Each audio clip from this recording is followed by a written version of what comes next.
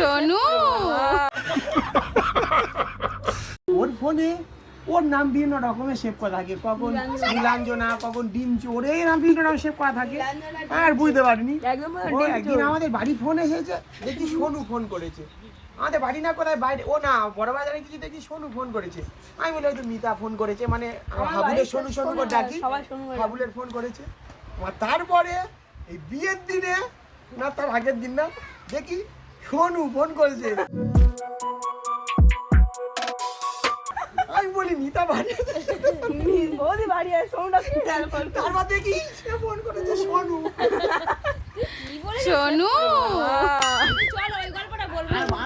আমি তুমি বলে সেভ করে সেটা করে বললে আমি তো ঠিক আছে, আমি তুমি ঠিক আছে। আমার বাড়িটা দে বলতে কি এইটা